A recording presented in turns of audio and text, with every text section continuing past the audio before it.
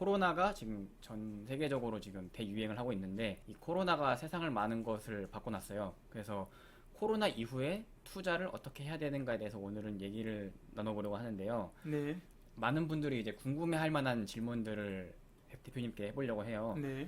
그래서 최근에 이 코로나 이후에 좀 집중해서 관심 가져야 될 섹터가 어떤 섹터나 기업들이 있을까요? 지금 아마 그동안에 이제 많이 올라서 부담스럽다고 볼 수도 있긴 하지만, 최근에 올해 3월, 2월, 3월에 코로나 이후에 코로나 사태가 본격화되고 나서 그 많이 올랐던 네, 그 바이오 헬스케어 분야나 언택이라고 하는 국내에서는 네이버 카카오, 미국에서는 팡이라고 부르는 뭐 페이스북이나 아마존이나 구글이나 뭐 넷플릭스나 이런 기업들, 또 하나 이제 대표적으로 갔던 기업이 미국의 이제 전기차라고 하는 테슬라, 네. 그리고 한국에는 관련돼서 2차 전지 업종들이 그 시장을 주도했었는데요. 그럼 이제 코로나 이후로 산업이 많이 바뀌어가고 있고, 그리고 이제 큰 트렌드들이 생길 것 같은데, 좀 되게 중요하게 보시는 트렌드 한 몇 가지 정도만 설명해 줄 수 있을까요?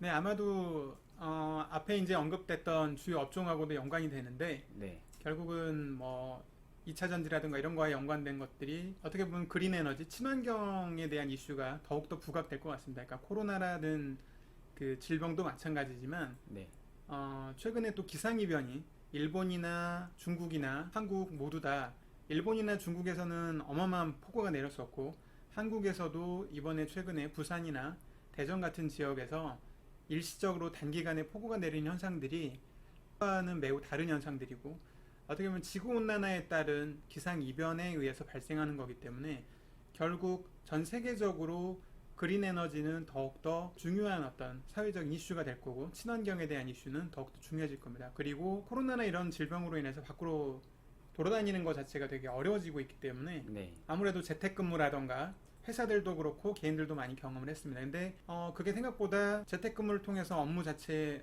매우 많은 차질이 발생하거나 이러진 않았었기 때문에 네. 아마 적응해 가면서 결국은 이런 원격 문화, 원격으로 재택근무라든가 이런 문화들이 상당 기간, 이 코로나가 마무리되기 전까지 매우 빠른 시간 안에 진행이 되지 않을까 예상합니다. 그러면 일단은 좀 중요하게 보시는 부분이 환경으로 인해서 파생되는 여러 가지 산업들을 좀 중요하게 보고 계시는 거네요. 네, 친환경에 대한 부분을 하나 크게 보고, 네, 그 다음에 결국 원격 문화, 재택근무 이런 트렌드들, 그러니까 많이 못 돌아다니기 때문에 네, 아무래도 회사 출근도 잘 어려울 수도 있고 하기 때문에 원격 근무라던가 이런 것들, 그러니까 모바일화, 네. 원격화 이런 것들이 매우 빠르게 진행이 될 것으로 예상합니다. 환경도 환경인데 최근에는 또 이게 바이러스 때문에 이게 뭐 치료제나 백신에 대한 관심도 굉장히 올라갔잖아요. 아, 그렇죠. 그래서 혹시 그런 바이오 쪽 분야는 또 어떻게 보시나요? 결국은 그 부분도 이제 뭐 연관돼서 본다면, 네, 전 세계적으로 인구가 그 2차 세계대전 이후에 사실 큰 전쟁이 없고 건강이나 이런 거에 대한 부분들이 더 강화되고 식생활이라든가 모든 것들이 다 개선이 되면서, 환경적인 게 다 개선이 되면서 모두 다 이제 오래오래 살고 있죠. 건강하게 오래오래 살기 때문에 특히 자산을 갖고 있는 분들의 대부분이 그 4, 50대에서 그 이후 세대 네, 연령들이 많이 보유하고 있다 보니까 이분들의 그 건강에 대한 지출은 더욱더 늘어날 거고, 특히 이번에 같은 코로나 같은 질병들이 생기면서 젊은 층보다는 고령층을 타겟팅으로 해서 사실 고령층이 더 많기 때문에 헬스케어 쪽에서는 그 바이오나 제약 바이오 이런 분야에서는 사실 엄청난 그 호재를 맞이한 게 아닌가 싶습니다. 왜냐하면 돈을 많이 갖고 있는 그 고령층들이 본인들의 건강과 생명을 위해서 기꺼이 준비가 돼 있고 지출할 가능성이 높기 때문에 시장 자체도 엄청 커지고 그 분야에 대한 연구가 더욱더 활발하게 이루어지면서 지금보다 몇 배 더 많은 더 큰 시장으로 성장하지 않을까 예상합니다. 아, 확실히 바이오는 장기적으로 관심을 가져야 되는 산업이 맞는 거네요. 거기다 특히 그 한국이 네, 다행이라면 다행인 게, 이번에 코로나 이후에 이런 변화되는 트렌드에 있어서 한국이 강점을 갖고 있는 분야가 특히 IT하고 BT 이 두 분야인데, 이 두 분야가 특히 두각을 나타내는 상황으로 지금 변하면서 아마도 이 상황을 잘 이용한다면 한국이 아마 전 세계에서 지금 현재 아마 탑 10위권 전후의 국가 정도 레벨인데 네. 이거를 잘 활용한다면 그보다 더 훨씬 높은 랭킹으로 G7이라든가 그 이상으로 성장할 수 있는 좋은 기회가 되지 않을까 예상합니다. 이제 그런 기업들이 굉장히 많이 있잖아요. 네. 그래서 그런 기업들을 찾아보고 이제 일반 투자자들 입장에서는 직접 그 주식을 매수하려고 하면 이제 차트만 봤을 때는 이게 굉장히 많이 올랐잖아요. 내가 사면 고점이 아닌가 이런 걱정이 많이 든단 말이죠. 네. 그래서 이런 기업들 굉장히 각광받는 성장주를 투자할 때는 어떤 부분을 잘 봐야 되는지. 물론 이제 시기적인 부분은 존재합니다. 현재는 단기적으로 지금 너무 많이 올랐기 때문에 대부분 아마 좀 신규 진입은 되게 부담스러우실 수 있어요. 그래서 이런 경우에는 현 시점에서 바로 들어가기보다는 일단 어느 정도 조정을 좀 기다리는 것도 투자에 되게 좋은 방법이기 때문에 이 상태에서 이제는 더 올라가기가 좀 버거운 시점에 좀 오지 않았나 싶어서 일정 부분이 조정이 되고 다시 올라가게 되는 시점이 오면 네. 그때 신규 진입하시는 게 좋은데요. 물론 이제 그런 타이밍을 볼 때 그럼 뭘 또 봐야 되느냐 이런 고민들이 분명히 있을 수 있는데 그냥 가장 쉽게는 그 기술적 지표로 뭐 이동평균선이라는 게 있어요. 그 가장 간단하게는 뭐 20일이나 뭐 60일 정도의 이동평균선 아래로 떨어졌다가 다시 반등하게 되면 그냥 올라가면서 그냥 추가적으로 분할 매수를 그냥 나눠서 하시면 올라가고 있을 때 분할 매수를 소위 불타기라고 하는데 하신다면은 해당 분야 자체는 앞으로 계속 성장 가능성이 더 크기 때문에 적어도 은행 예금이나 이런 거에 그 돈을 묶어두시는 것보다는 좋은 결과를 얻을 수 있지 않을까 싶습니다.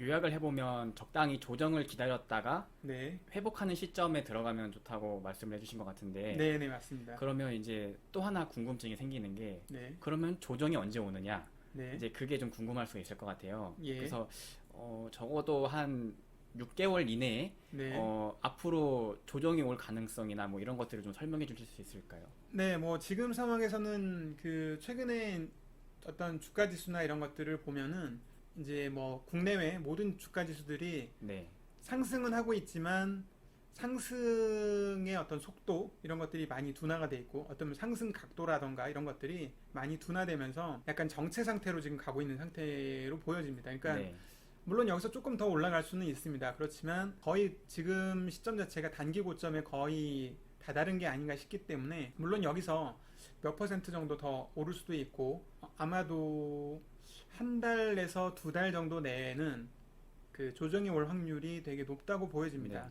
물론 그 조정의 형태라는 게 반드시 그럼 주가 지수가 반드시 떨어지느냐 그런 걸 수도 있지만 최근에 어떻게 보면 기간 조정으로 최근에 한 달, 두 달 정도 행보를 하다가 다시 반등을 하고 있는데 여기서 조금 더 오르더라도 한두 달 정도만 아마 기다려 보시면 네, 아마 조정이 올 확률이 높기 때문에 한두 달 기다려서 그 이후에 아마도 한 4분기 정도부터 본격적으로 투자를 하신다면 3분기 말이나 4분기부터 본격적으로 해당 종목들이 떨어지는 거나 아니면 적어도 기간 조정, 그러니까 기간 동안 횡보를 하는 것도 일종의 조정입니다. 네. 그래서 반드시 주가 지수가 떨어지지 않더라도 횡보를 하거나 지금부터 한두 달 정도 보시다가 기다렸다가 투자하신다면은 괜찮지 않을까 싶습니다. 그러면 오늘은 이렇게 코로나 이후에 투자를 어떻게 할 것인가에 대해서 얘기를 나눠봤는데요. 네. 요약을 해보면 네. 결국에는 친환경 트렌드, 네. 그리고 또 하나는 이제 뭐 언택트 관련된 산업, 네. 그리고 이제 뭐 바이오 헬스케어, 예. 이제 이런 분야를 잘 봐야 되는 거고, 네. 그리고 앞으로 증시가 이제 적당히 좀 과열해서 좀 조정 국면으로 갔을 때 네. 이제 투자를 하는 것이 좋다라고. 아무래도 그게 네, 좀 더 그 안전한 방법. 안전하고 좀 편안하게 투자를 들어오실 수 있고 네, 현재 국면은 일정 부분 조정은 올 수 있겠지만 추가적으로 그 어쨌든 풀려진 유동성이 존재하기 때문에 약간 상승 가능성이 더 높은 장세의 성격을 갖고 있다고 보여집니다. 그러니까 여기서 시장이 급락할 거에 대한 우려를 하시기보다는 일정 부분의 조정은 있을 수 있지만 그게 뭐 무너지는 조정, 지난번 3월처럼 3월 저점에 다시 다다르지 않을까? 그 정도까지의 어떤 폭락은 네. 쉽지는 않을 거라고 보여지고요. 그 이유는 현재 한국이나 미국이나 전 세계 각국 중앙은행들과 정부가 모두 다 약간 준비되어 있는 상태라고 해야 되나요? 그런 상태에서는 시장이 의외로 급락이 나오지 않습니다. 그래서 일정 부분의 그냥 조정 정도 이후에 좀 기다렸다가 단기적으로 또 우려가 네. 좀 막 소리가 많을 때 그때부터 조금씩 나눠서 사신다면은 충분히 뭐 한 6개월이나 1년 뒤에 보시면 좋은 결과를 아마 얻지 않으실까 싶습니다. 감사합니다. 네, 수고하셨습니다.